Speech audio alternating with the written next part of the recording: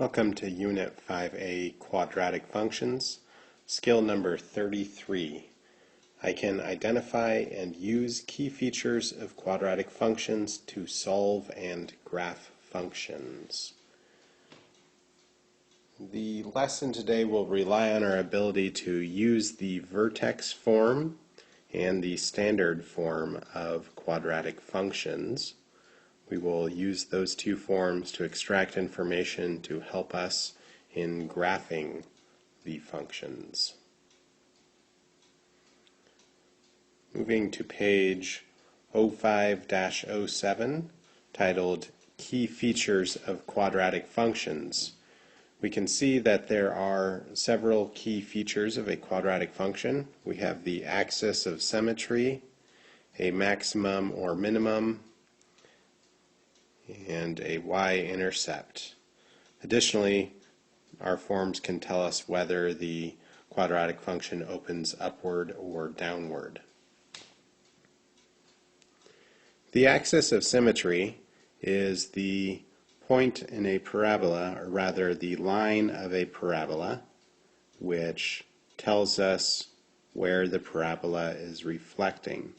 So in the drawing here to the right, the green line is more or less the axis of symmetry. So we would have an axis of symmetry of x equals, we'll say 4 in this parabola. When we use the vertex form, we get that the axis of symmetry occurs at x equals h. X equals h. If you turn to page 05-04, you'll see the vertex form as a reminder. The vertex form is also listed down here at the bottom, though the trifolds on 05-04 give a good summary of what's covered in this page. When we're using the standard form, which is also listed down here at the bottom, our axis of symmetry occurs at negative b over 2a. Alright, next up is the maximum and minimum. If we have a parabola that comes down and swoops up, then we have a minimum point on that parabola, its lowest possible point. Likewise, if we had a parabola that arched upwards, we would have a maximum. There's a maximum point of the parabola. Those maximum and minimum points are actually called the vertex. And we can find the vertex using either the standard form or the vertex form. So in the standard form we get a vertex at h, k, and if we use the standard form we actually have to do some calculation, negative b over 2a.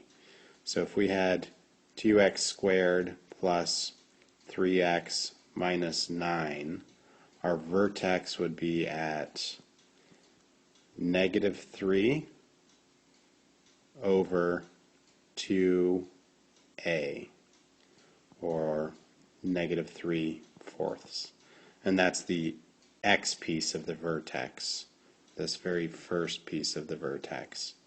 In order to find the y piece, we would have to plug 3/4 into the equation at those two spots and solve to see what it is. That's what this part of the standard form is asking you to do. Evaluate the rule f at the point negative 3/4. So the next piece of information or key feature is a y-intercept. This is very similar to the y-intercept in a line. It's the point where your function crosses the y-axis. So at that point our parabola has crossed the y-axis. So this is our y-intercept, located at, we'll say, 0, 2. In vertex form we can evaluate the function at 0. It's easier to pull out our y-intercept from the standard form. It's just the value of c. Our last piece of information is about whether the quadratic function opens upward or downward, and this is the same in both vertex form and standard form. Quite simply, if a is a positive number, it opens upward, and if a is a negative number, then it opens downward. Consequently, if it's opening upward, we have a minimum, and if it's opening downward, we have a maximum. The last feature of a quadratic function is called the roots.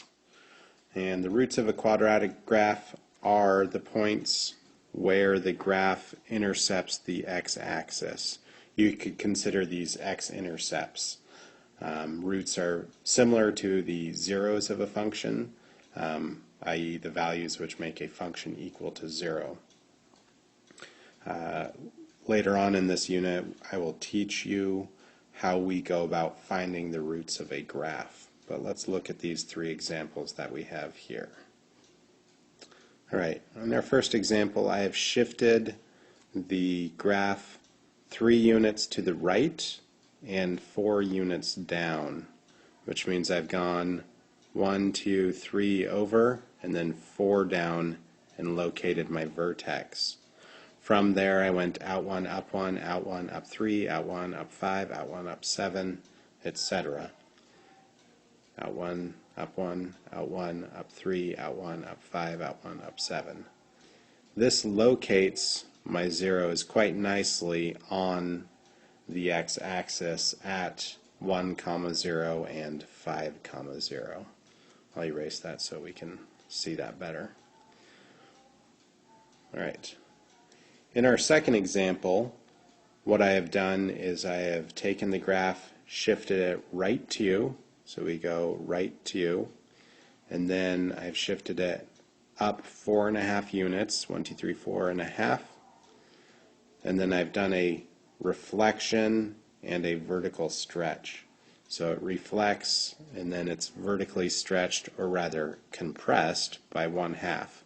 So we go out 1, down half of 1, out 1, down half of 3, out 1, down half of 5, out 1, down half of 7, out 1, down half of 9, etc. And when we do that, we wind up having 2 zeros, or roots of the graph, at -5, 0 and 1, 0.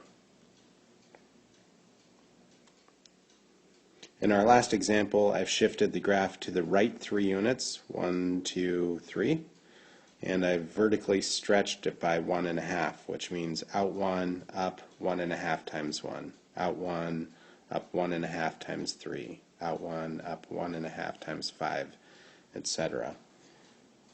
I have, however, not shifted it up or down, so the minimum of the parabola actually sits right on the axis there.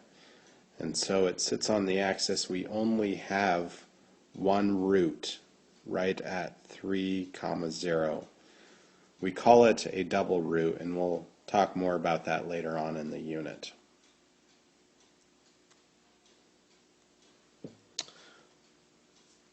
When it comes to testing on skill number 33, what you will need to know is how to find the key features. So I will give you a function, for example, f of x equals -2 x plus 1 squared minus 7, and you will be responsible for telling me, does it open up or down, where's the vertex,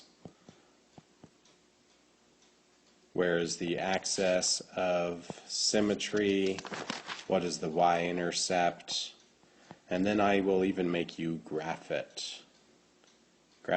Using those key features, graphing it should not be too terribly difficult. In this particular example, we've reflected it. We have vertically stretched it by 2. We have shifted it left 1 unit, and we have shifted it down 7 units, which means our vertex occurs at 1, -7, and our axis of symmetry is x equals 1. I'll leave finding the y-intercept as a challenge to you. One possible easy way is to write this out in standard form. Another way is plug in 0 for x and solve. Alright, this concludes our lesson on skill number 33.